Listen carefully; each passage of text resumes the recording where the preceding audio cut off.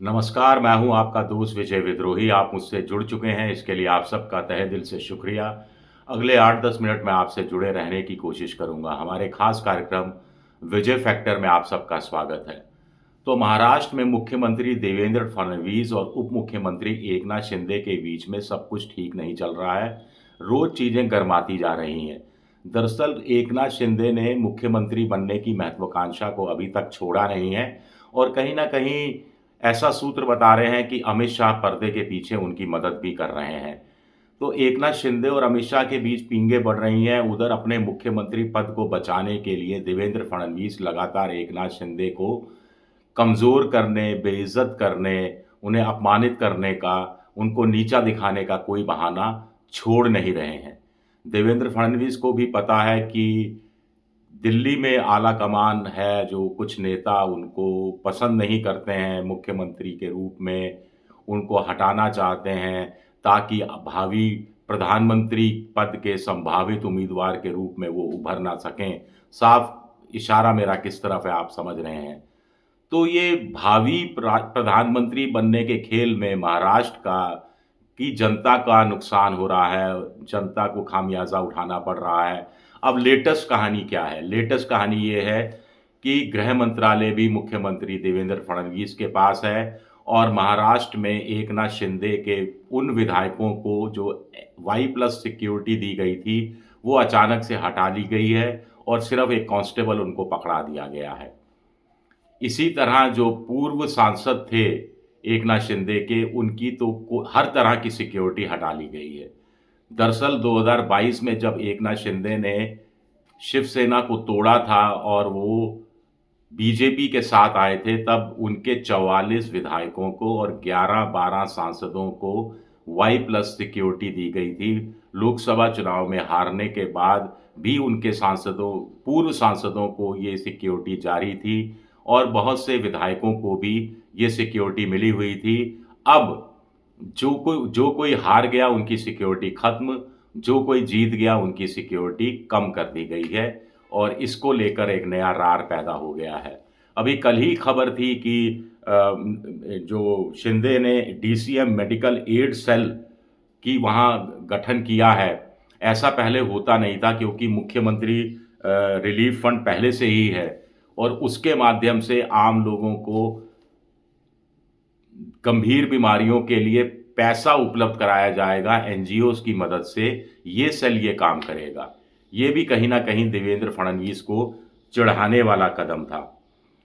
हालाँकि बीजेपी ने या देवेंद्र फडणवीस की सरकार ने उनके खुद के कुछ नेताओं पर भी जो सिक्योरिटी कवर था वो घटाया है, कैटेगरी लोअर की है। एनसीपी अजीत पवार की पार्टी के भी कुछ लोगों की सिक्योरिटी लेवल को डाउनग्रेड किया है। लेकिन जितनी बड़ी भारी संख्या में एकनाथ शिंदे गुट के लोगों के खिलाफ को जो सिक्योरिटी मिली थी वो हटाई गई है, उतनी उतनी बड़ी संख्या ना तो बीजेपी के नेताओं की है और ना ही एनसीपी के नेताओं की है। तो मार कुल मिलाकर एकनाथ शिंदे के लोगों पर ज़्यादा पड़ी है। इस चीज़ को एकनाथ शिंदे पसंद नहीं कर रहे हैं। अब देखिए, अब सोमवार को क्या हुआ कि एकनाथ शिंदे ने उद्योग विभाग की, जो उनके उद्योग मंत्री हैं, जो उन्हीं के गुट के हैं, उदय सामंत, उसकी एक रिव्यू बैठक बुलाई। इससे पहले इसी उद्योग विभाग की एक रिव्यू बैठक मुख्यमंत्री देवेंद्र फडणवीस ने बुलाई थी और इस बैठक में भी महत्वपूर्ण फैसले लिए गए। अब ब्यूरोक्रेट्स का कहना है कि कायदे से तो आपकी सारी फाइलें मुख्यमंत्री होकर क्लियर होंगी और जब मुख्यमंत्री ने बैठक बुलाई और उस पर फैसले लिए, उसके बाद आप अलग से बैठक बुलाकर क्या दर्शाना चाह रहे हैं? दबाव डालने की कोशिश है देवेंद्र फडणवीस के ऊपर कि उन एकनाथ शिंदे की अध्यक्षता में रिव्यू कमेटी में जो फैसले लिए गए उनका भी मान रखा जाए। 2027 में नासिक में महाकुंभ होना है, इसके लिए एक बैठक बुलाई गई थी पिछले महीने फडणवीस की तरफ से, लेकिन एकनाथ शिंदे इस बैठक में मौजूद नहीं हुए थे।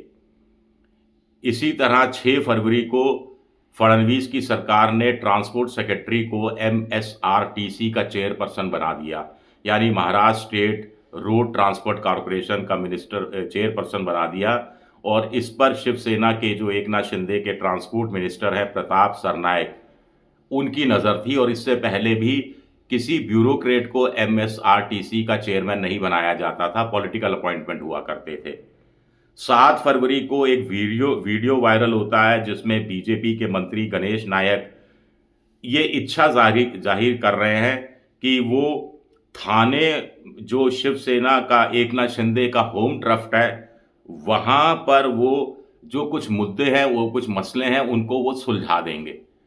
तो ये भी एकनाथ शिंदे को अपमानित करने के लिए था, क्योंकि उन्हीं की पिच पर जाकर बीजेपी का नेता क्यों बैटिंग कर रहा है, ये भी अपने आप में बड़ा सवाल था। वहाँ महाराष्ट्र में ज़िलों पर एक गार्जियन मंत्री, एक प्रभारी मंत्री टाइप नियुक्त किया जाता है। तो रायगढ़ के अंदर और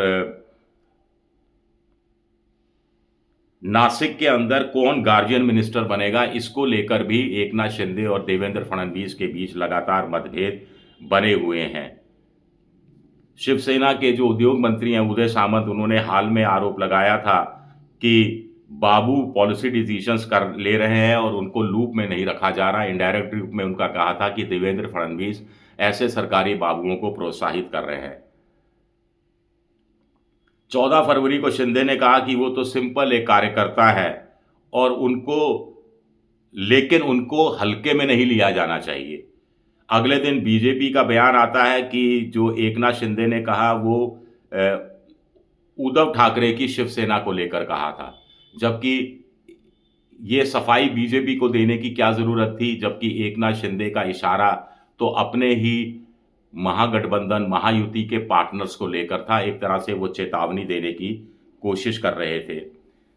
एक और बात, जो स्टेट डिजास्टर मैनेजमेंट अथॉरिटी है उसमें नियुक्तियां हुई थी, इसमें देवेंद्र फडणवीस ने खुद को रखा था और दूसरे उप मुख्यमंत्री अजीत पवार को रखा था, लेकिन एकनाथ शिंदे को जानबूझकर इस महत्वपूर्ण जो बॉडी है उसमें इंक्लूड नहीं किया था। बहुत शोर मचा, हल्ला उल्ला हुआ, तो उसके बाद रूल्स को ट्वीक किया गया और एकनाथ शिंदे को भी इसका सदस्य बनाया गया। तो देवेंद्र फडणवीस ने कहीं ना कहीं सियासी औकात दिखाने की एकनाथ शिंदे को कोशिश की कि भाई पत्ते मेरे हाथ में हैं, अब मैं मुख्यमंत्री हूं, बाजी मैं लगाऊंगा और मेरे हिसाब से आप लोगों को चलना होगा।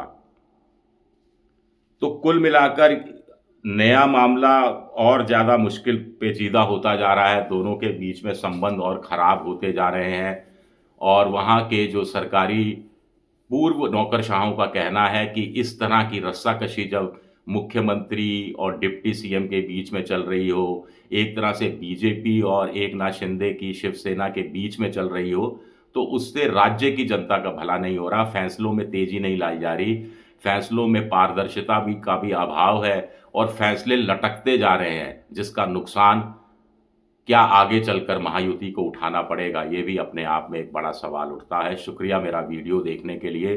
पसंद आए तो लाइक कीजिए, सब्सक्राइब कीजिए, शेयर कीजिए। शुक्रिया, बहुत बहुत शुक्रिया।